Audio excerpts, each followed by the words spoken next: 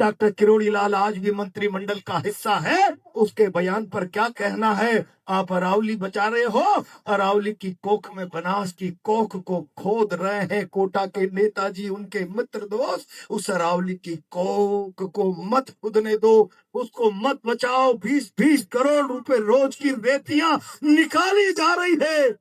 एक ट्रॉली पत्थर कोई लेकर आ जाए तो 50,000 का जुर्माना लगेगा।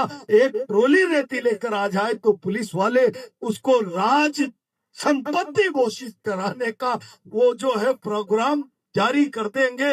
वो बेचारा रोता रहेगा। ट्रैक्टर ट्रॉली का 5 लाख का ऋण चुकाते चुकाते उसकी हाइट से तुम्हारे बच्चों की मानसिकता विकलांग हो जाएगी। एक नेता की गुलामी में तुम किसी गरीब ट्रैक्टर ट्रॉली वालों के साथ जुल्म करो, अंदाजा रख लेना कि कल तुम्हारे बच्चे मानसिक रूप से विकलांग न हो जाए। मैं इस बात की गारंटी दे रहा हूँ। ट्रॉली लाकर आजीविका चलाता है, 5 लाख का लोन चढ़ा होता है, एक रेती की भरली, और तुमने राजकीय संपत्ति के लिए उसको डाल दिया जब कागजों में। शर्म करो भाई मानो। उसके घर में उस रोज मौत का मातम बनता है। तुम्हारे घर में कभी किसी की मौत होगी तब उस मातम का अंदाजा लगेगा। जिस रोज गरीब का ट्रैक्टर छिनता है, ट्रॉली छिनती है, उसकी संपत्ति छिनती है, और तुम्हारे पास नैतिकता क्या है? जाओ। मैं कह रहा हूं कल से 3 दिन से कलेक्टर से मुझे कहना पड़ा कि मैं जाऊंगा, फिर तुम्हें मौके पे आना पड़ेगा। हिम्मत नहीं, लाठी चला सकते हो, गोली चला सकते हो, किसी की माँ ने दूध नहीं पिलाया कि हमारा पैर पीछे हटा दे। मैं कल लपकाया मैंने कि वहां 4 जुमा में अवैध खनन हो रहा, कान में जू नहीं रहेंगी। दूसरे दिन का मैं जाऊंगा, कलेक्टर साहब, एसपी साहब मौके पर आ जाएगा। तुम्हारे सीआई की औकात नहीं कि प्रहलाद गुंजल से आके मौके पर बात कर ले। तेरा कल्पना कर लीजिए कि इस झगड़े को तब जाकर बंद कराया, फिर कल रात में 3 दिन बाद वापिस चालू कर दिया। अरे तलवे चाटने की नौकरी कर लो यार। नेताओं की जिल्लत की पराकाष्ठा पार होती है भाई। मैं बहुत जिम्मेदारी से कांग्रेस के कार्यकर्ताओं से कहना चाहता, ये सरकार बेईमान, इस सरकार के नेता बेईमान, इनके पास कोई नजरिया नहीं है राजस्थान के साथ न्याय और इंसाफ करने का। और जब राजस्थान के साथ न्याय और इंसाफ करने का कोई नजरिया नहीं, जवाबदेही पर खरा उतरने की स्थितियां नहीं, पब्लिक जवाब नहीं मांग ले, इसलिए उड़दी का भय लोगों को दिखाया जाए। और ये जब तानाशाह निरंकुश शासन बन जाता है, कमजोरी के कारण अत्याचार बढ़ाता है, तब विपक्ष को मजबूत और सजग रहना पड़ेगा। ऐसे हालातों में डरा हुआ और कमजोर विपक्ष भी लोकतंत्र के लिए घातक हो जाता है। इनका प्रयास रहता है कि जनता में भय बना दो, उदासीन जनता भी प्रजातंत्र के लिए कलंक का काम कर जाती है। ये परिस्थितियां आज मोदी शाह ने देश में भय बैठाकर विपक्ष को डरा दो, विपक्ष को भयभीत कर दो, असंगठित कर दो, जनता को भय के कारण उदासीन बना दो। ऐसे हालातों में इस भारत के प्रजातंत्र को बचाने के लिए तुम चलाइए। 5 साल का मैंडेट दिया है, 5 साल बाद तुम्हारा जनाजा राजस्थान निकाल देगा, लेकिन 5 साल में तुम इस राज के काले कारनामों पर, नाकामियों पर पर्दा डालने के लिए जनता में भय का माहौल बनाना चाहते हो। कांग्रेस पार्टी और एक एक कार्यकर्ता इस भय का डट कर मुकाबला करे।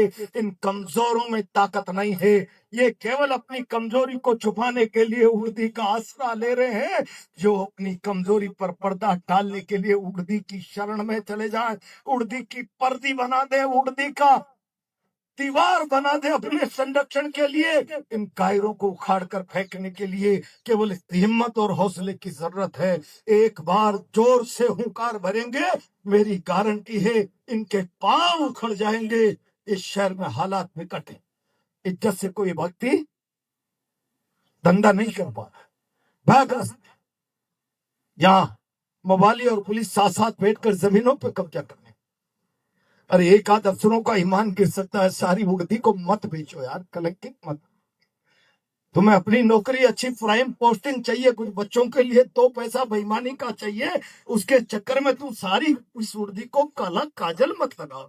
शर्म करो, सुल्लू और पानी में डूब मरो, कुछ तो नैतिकता होनी चाहिए। और ये स्थितियां यहाँ पर आईएएस अफसरों की हो गई, तुम्हें शर्म आना चाहिए। IAS Indian service. अब इसके बाद तो तुम्हें हम कोई इंटरनेशनल सर्विसेज का तमगा तो नहीं दे सकते। इतनी बड़ी सर्विस के बाद तुम जूतियों में जाकर बैठो। थानेदार के प्रमोटी लोगों के अनैतिक तरीके से तुम हाजिरियां भरो नेताओं की। हिम्मत रखो, हिम्मत रखो। मैंने 1980-90 के दशक में जब विद्यार्थी राजनीति में था, इसी कोटा में एथिक्स पे जीने वाले ऐसे ऐसे थानेदार देखे हैं जिन पर कोई एसपी के दबाव से काम करने की नौबत आए तो टोपी और बेल्ट एसपी साहब के टेबल पर रख देते थे। ये गलत काम नहीं होगा। जरा कुछ लोग उनमें से जिंदा होंगे, कुछ नहीं होंगे। उनकी स्मृतियां हो तो उनकी तस्वीरों को झांक कर अपने इस अड्डस के काले को मिटा लिया करो यार। सरकारी नौकर हो, किसी के गुलाम नहीं हो, मवाली नहीं हो। ये स्थितियां पैदा करो। और ये स्थितियां पैदा नहीं की तो इस शहर को सरागाज नेताओं ने बना दिया। तुम भी जानवरों की तरह उसको चरने वालों में शुमार हो जाओगे, उसको लूटने वालों में शुमार हो जाओगे। कुछ तो अपनी इज्जत की परवाह करो। थोड़े थोड़े लोग सब मिलकर अपनी इज्जत की, अपनी नौकरी की, अपनी मर्यादा की परवाह करो। मैं आज इस अवसर पर कांग्रेस के लोगों से कहना चाहता हूं, सिस्टम कोलैप्स हो गया है। मुख्यमंत्री के हाथ में कुछ नहीं है। कोटा में गुंडागर्दी का राज है। अब छाती तान कर खड़े हो जाओ। बहुत हो गया है। 2 साल हमने इस सरकार को, इस गुंडागर्दी को सुधर जाओ ग्रेस पीरियड दे दिया। अब कोई गुंडागर्दी हुई तो जान की कीमत पर पब्लिक का अपमान बर्दाश्त करेंगे। ये संकल्प धारण करके कांग्रेस का कार्यकर्ता जाए। ये सरकार अपने आप पतन के रास्ते पर जा रही है। जरा गरजते रहो, बरसते रहो, हुंकार भरते रहो जनता के हक अधिकार के लिए। मेरा विश्वास है 2028 हो सकता है उससे पहले ही सरकार की विदाई का रास्ता बन जाए। बहुत बहुत धन्यवाद।